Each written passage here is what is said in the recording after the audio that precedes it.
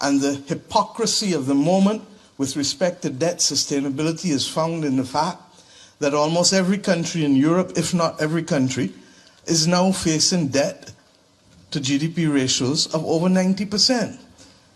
Now, the Maastricht Treaty speaks to 60%, and Rogoff writes about 60%, and the IMF and the World Bank use 60%. But that was in a world that was not encountering a polycrisis moment. And the reality is that if you ask countries to continue to go to 60% in a steep trajectory, you are going to kill the body politic, you're going to kill the capacity of the country to fuel growth or to sustain itself. It is no different from your body losing £5 a week, £3 a week, £4 a week. You need to have a sustainable level of reduction if you are to ensure that the social institutions do not implode. Because we can bring back down debt overnight, but we cannot rebuild institutions overnight. We need also to recognize that this is as valid a moment as the Jubilee moment, and this is a moment for debt cancellation for the least developed countries of the world, the ones who get IDA money, because to ask them to put debt upon debt upon debt is to choke them. And therefore, there is no valid reason why we are not having this discussion when you've gone from climate crisis to pandemic, to Ukraine war leading to inflationary pressures, and indeed even the actions of the Inflation Reduction Act in the US. The developed world chose to be able to have excessive amounts of quantitative easing to ease their population. And their actions have now led to us having to face increased interest rates and increased difficulties and increased costs of living. That cannot be just and fair. And therefore we need to be able to right-size it and to go. I know that my dear brother, Nana, President of Ghana, is here, and I hope he will speak to the role of the credit rating agencies, which in one fell swoop can take a country from standing erect to putting it on the ground. It is wrong, it is unfair. And the Bridgetown Initiative is fundamentally about fairness and transparency and a reform of the governance systems that continue to be the shadow of an old imperial order.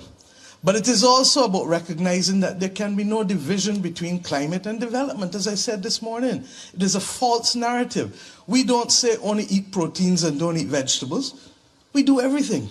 And therefore, to say that we can only focus on climate, we might get through the climate crisis and die from a pandemic, or get through the pandemic and die from a terrorist incident. The reality is that the world has to have mature, adult-like conversations. And the principles that we need to have undertaken are not rocket science. They're within our capacity so to do. And I'll stop at this stage because I'm conscious that I've had an opportunity to speak already, and I really want to hear the others. But on these issues, I haven't gone into the just industrial strategy for the Global South or the other things that are necessary, but there's enough there. The biggest issue leaving Paris is going to be whether we can overcome the domestic politics and the geopolitics of the moment in order to scale up the multilateral development banks. I believe, as Ilan will show, the private sector money can be unlocked, but the private sector money cannot replace long-term development money. If the European Investment Bank recognizes that the time has come for it to give 30-year loans, as President Hoyer announced to us, with a 10-year moratorium, then surely middle-income countries can get near IDA-like terms, 50, 60-year money to deal with the polycrisis moment that we find ourselves in.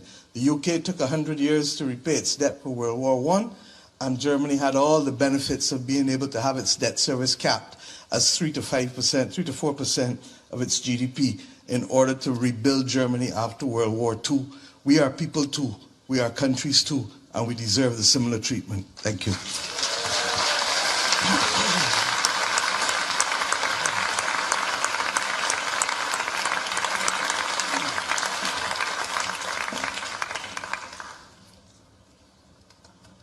Thank you. Thank you very much. Okay.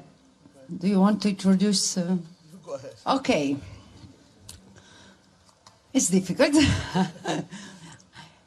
So, President Akufo-Addo, You are the chair of a group of countries that are massively impacted by climate change.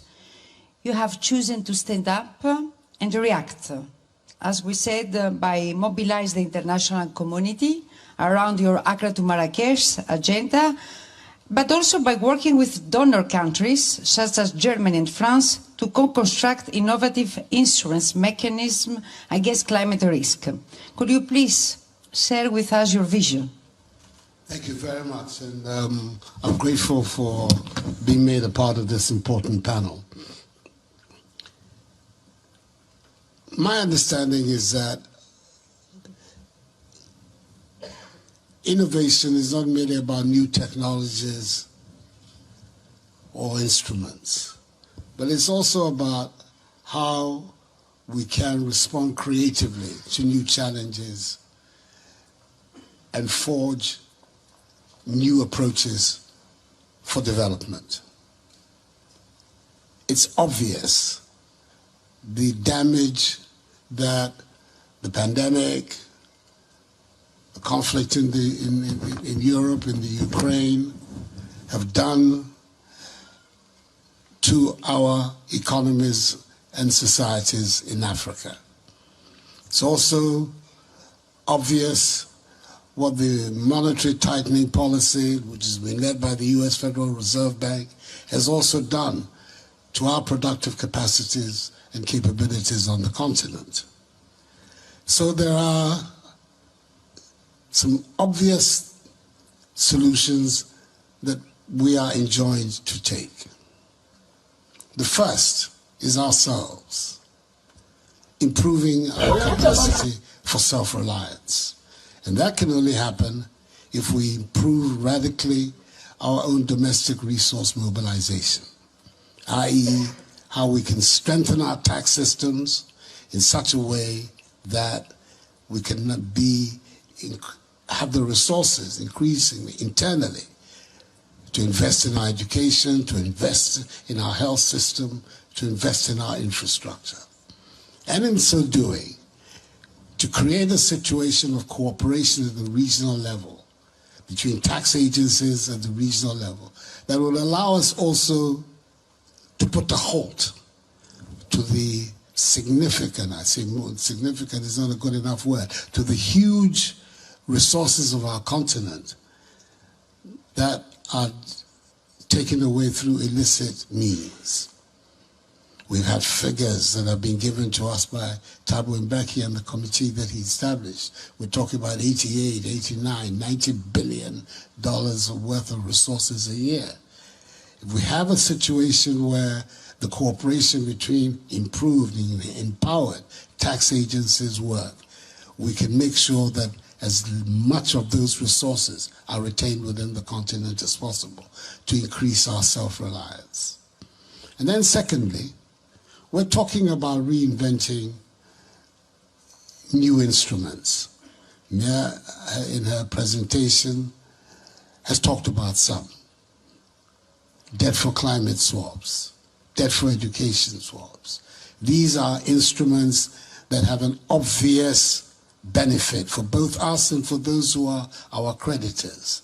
And for us, it is giving us more fiscal space, and therefore improving again our capacity to do things for ourselves, and at the same time making it possible for us to have relations with our creditors that are not either aggressive or offensive. They will get paid, but they get paid by making it possible for us to invest in our own climate actions, which can only improve the stability of our countries and our economies, and making it possible for us to grow those economies. And in that process, of course, people will get paid. The third important aspect of this is also encouraging regional cooperation. We have a plethora of multinational, regional institutions African Development Bank, the West African Development Bank, the various regional economic communities, Afro-Exim Bank, which has just held its 30th anniversary celebrations in Accra. The coordination amongst these institutions is not the best, and we need to encourage them to work together in a more effective and systematic manner. It cannot be that global multinational organizations, IMF, World Bank, find it relatively easy to cooperate and work together, but Afro-Exim Bank and African Development Bank are not able to do so. They should be able to do so, and we have to insist on them being able to do so, because in cooperating and coordinating their activities, inevitably more money will be made available for us to use in this big struggle against the climate emergency. So these are some of the broad areas of concentration that we have to. Obviously, there are other matters, Mia mentioned them, which we're having to raise global attention to. The intervention of the rating agencies in our development. Not so long ago, barely 18 months ago, Ghana was the darling boy of the bond markets in the capital market. Suddenly, as a result of rating downgrades that were taken, became shut out of the capital markets. And this is being done by people for whom there's very little accountability. Nobody's able to hold their feet to the fire and find out exactly what is it that motivates them, what are the basis upon which these rating agencies work. We need to be able also to focus on that. But I think that above all, the forward thing is making sure that we ourselves, especially on the African continent, are in a stronger and better place to determine our own future. We have seen that the dependence on foreign capital is both costly and risky. It is not in our control, and it means that at any stage the rug can be pulled from under our feet. We've seen it recently. We saw it over the pandemic struggle when suddenly it became impossible for us to have access to vaccines. Fortunately, the response of some of us on the continent has been to create our own technology for making vaccines ourselves. And I think that obviously is one very positive outcome of the pandemic, which we need to develop. But I am extremely focused on the measures that we can do to improve our own self-reliance and reduce as much as possible. It's impossible because we are all on one planet, we live in one globe, but to reduce as much as possible our dependence on outside sources to finance our development. Thank you very much indeed. Thank you.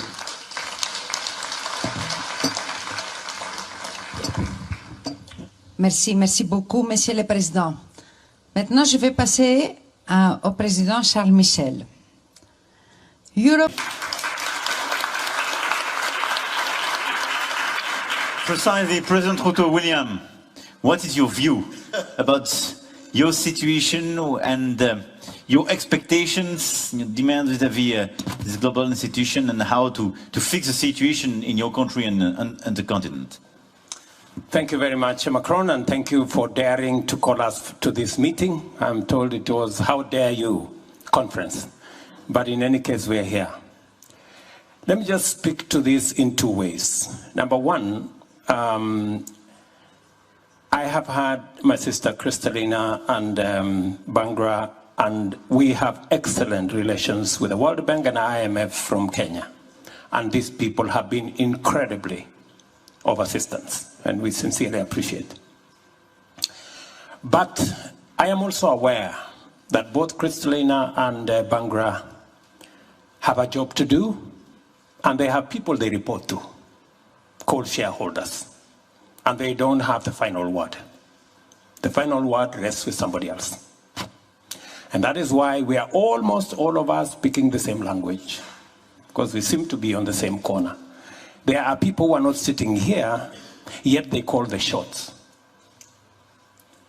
Now, we have a situation and let me speak from the perspective of Kenya, our continent in Africa, and the global south. We need emergency liquidity. We need debt relief. We need urgently new money, with urgency, with scale. That's our situation. How are we going to get that in the current situation? Listening to Guterres this morning, we get development resources 8 times more expensively than others.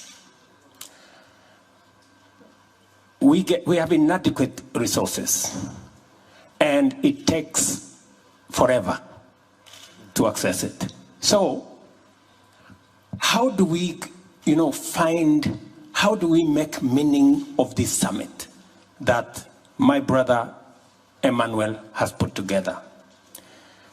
Our position is that if you want to get debt relief, emergency liquidity, and new money together, let us live here having agreed on one thing, that, like Guterres has said, let's look for 500 billion new money. But if we are going to distribute it the way we did SDR, we will end up with nothing. SDR, we ended up with $33 billion in our continent of 1.2 billion people. Europe, with 450 million people, ended up with 5 times what we got. You heard it this morning, not from me, from the UN Secretary General, that we got 13 times less as Africans as compared to Europeans, because the whole architecture, and by the way, it was fair by the architecture, the current architecture of the financial system. But it is grossly unfair when you are looking at fairness. So, what are we saying? Our position, good people, is we do the following. Let us agree that the money we are supposed to pay for the next 10 years as repayment of debt, let us convert it into a new loan that is 50-year loan with 20-year grace period, so that you don't have a problem with your AAA rating. You can continue to have the AAA rating, but you don't have a problem with your shareholders because you haven't given away any money. You've just changed the structure. And we get both liquidity, we get it urgently, and we can develop our countries. For Kenya, for example, we pay $10 billion every year to service our debts. If I had $10 billion every year for development in Kenya, instead of paying debt, it would make a huge difference. That's all we're asking. We're saying, let's have something that is practical so that we live here, that next year, I don't have to pay $10 billion to pay debt. It will have been rescheduled. I will pay it 20 years from now, and I will have 30 years to pay that money. I will make that money available for roads, for health, for water, for education. It will make a hell lot of difference. We will have done something with this conference. We can discuss governance. We can discuss reform. We can discuss transformation of our multilateral development institutions. That will take time. We are talking about the debts that we already have. They have already been assessed. They have all the things, all the rigmaroles have gone through. That's why we already owe. So we are saying, let us take either 10, 15, 20-year debt that we would have paid for the next 20 years. Let's have that money to grow our economies. It will make a whole difference. That's number one. Number two, let us be deliberate about climate financing. Those are the two things I'm going to ask. Let's be deliberate about climate financing. Since we agreed in 2015 on emissions, that we reduce emissions by 45% by 2030 and net zero by 2050. Are we moving anywhere in that direction? No. What has happened? Since Paris 2015, developed countries, they have tried because they have resources. Europe has come down 20%. OECD countries have come down 12%. But what has happened with the rest of the world? Emissions have gone up 37%. Net, we've gone up, the whole globe, we've gone up 17%. And last year, we spent $950 billion on fossil fuels. We only spent $500 billion on renewable energy. It means the journey towards net zero is not going forward, it's going in reverse. So what do we do? Because we have to agree on what to do. Our position is that there is a contest between national interest and global good. And in a contest between national interest and global good, national interest wins. Because we are politicians. Macron is a politician. And in politics, your constituency comes first. That is why we have not been able to get the 100 billion promised in Glasgow. Because every politician goes home and says, oh, you know, there's a global problem called climate change. We need to get money from you guys to go and sort out that problem. So the people of their country ask them, how is it our problem? A global issue? Why do we have to raise money to go and sort out the global issue? We run into trouble. So we need a new financing mechanism. We need a new global financial institution. It is not possible, I dare say, to sort out a global problem using national institutions or institutions that are subject to national interest or institutions that are subject to shareholder interests. How do we do it? Let me conclude. How do we do it? This is our proposal. There are already 4 proposals on the table. My good sister here from the IMF and others have said we should explore the possibility of what she calls, I think, carbon... no, not carbon credits. Carbon, the proposal you made to G20, where they're saying the least developed countries pay $25 US. Yeah, carbon price flow, right? They've said let's make a proposal. $25 US for the least developed, $50 per ton on carbon, and 75.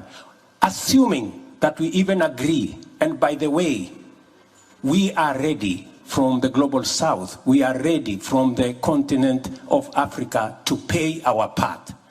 We do not want to be given free lunch. We want to pay. Everybody should pay. Emitters should pay, consumers should pay, the global south should pay, the global north should pay, everybody should pay. If we go that direction, we should be able to raise, even if we use the $25 per ton of carbon, we should be able to raise $870 billion every year. One proposal on the table. Second proposal on the table. European Parliament have already passed the FTT, financial transaction tax. And they have said they will raise in Europe $60 billion every year if we globalize that tax, because this is not a European problem. This is a global problem. We also want to pay financial transaction tax in our continent, because this is not a North versus South problem. We have been engaged in an unnecessary contest between the North and the South. Climate change will consume all of us. Yeah, so we better deal with it globally, all of us. So what am I saying? I am saying, let us globalize financial transaction tax. How much money will be raised? Will be raised, according to the European Parliament, $650 billion every year. Let us explore the possibility of aviation fuel tax. Let us explore the possibility of maritime fuel tax. Collectively, this whole regime, that is global, you know? Because if we continue the finger pointing and the blame game, we won't get anywhere. We need a mechanism that brings out win-win. If we put together all these mechanisms, we will end up with close to between 1.5 trillion and $2 trillion every year. If we securitize it, we will be approaching $9 or $8 trillion every year. It is the money we need, because assessment requires that for us to meet the 2030 45 reduction and net zero by 2050, we need to invest $9.2 trillion every year. We will be approaching that number. So we need to sort out this in two ways. We sort out with the MDBs what we can get for our development. And we have told you how. We sort out climate change using a universal, global mechanism that is not subject to national interest, that is not hostage to shareholder interests, where all of us contribute, because climate change is a global issue and we need a global approach, global finances, and a global institution for us to sort it out. Finally, is it possible for us to achieve this? I dare say yes. How? Let me give you two examples. The UN Charter was negotiated by 50 countries in just 2 months. 2 months. The institution where Kristalina works and Bangra works was put together in a little town called Bretton Woods by 744 delegates from 44 countries in a discussion that took 3 weeks. We have many months before you come to Nairobi for the Africa Climate Summit. We have 3 months. It's a long time. We can put this together. We have many months before the next COP28. I am sure we can hammer out an agreement.